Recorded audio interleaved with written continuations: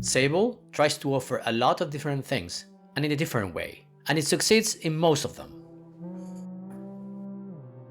Sable is a coming-of-age story about a girl living with a tribe in the desert of some futuristic planet.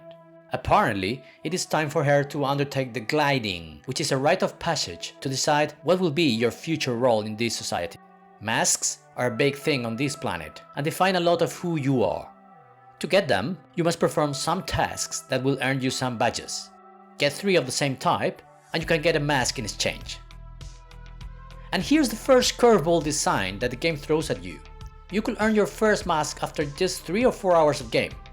Come back to your tribe and call it quits. This aspect of the game, allowing the player to decide how it unfolds, affects all elements in the game. With great results, and frankly, it's not just quite refreshing, but enhances a lot of what the game offers, which is mostly exploration and discovery. The joy isn't on the end but on the trip itself. More about this later. So it's clear that exploration is at the heart of this game. And what a feast for the eyes it is. Sable is a gorgeous game with a very defined artistic direction. If you have even some passing interest in sci-fi, chances are you have met before with the work of an artist called Moebius, also known as Janjiro. His work has been massively influential over the last 40 years, and he worked on some of the most visually defining movies of the last part of the 20th century. This game screams Moebius at you from the get-go, with the coloring and line style as well as the post-apocalyptic tech feel. There might also be some anime influence here and there, especially on some of the animations and effects. All of this, combined with the nice ambient music, creates a powerful cocktail of relaxation. The game clearly wants you to pace through it in a very relaxed and calm way.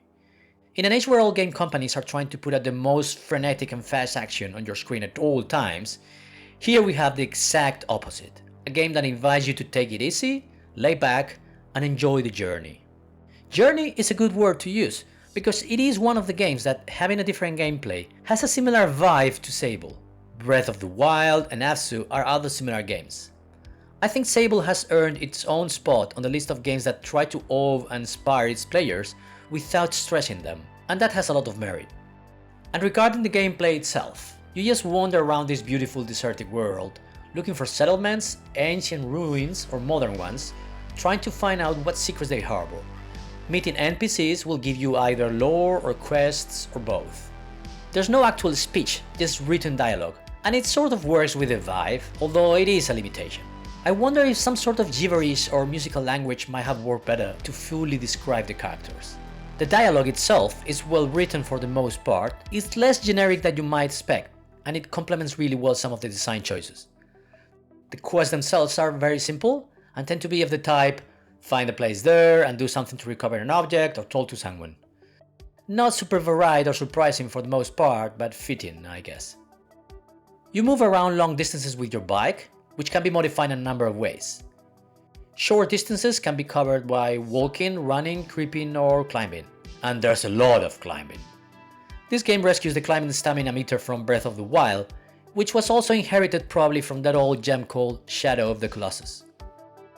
There's also a very clever hovering mechanic that combines with the climbing to give access to hard to reach areas and create nice platforming puzzles, without the stress of the pixel perfect jumping mechanics.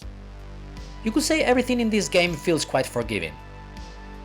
There were a couple of puzzles which were really cryptic, but for the most part just putting a bit of effort was enough to overcome most challenges.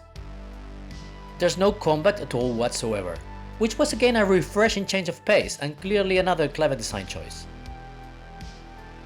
There are several areas with very different looks and environments.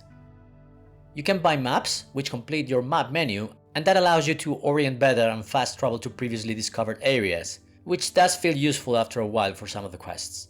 My main gripe with the design for this game, which to me separates it from being higher in my list, are the reward mechanics. Sometimes you put a lot of work to uncover some secret room or area, and usually what you get out of it tends to be a gadget or a garment, which might be okay for a combat-oriented game, but here for the most part those rewards felt underwhelming.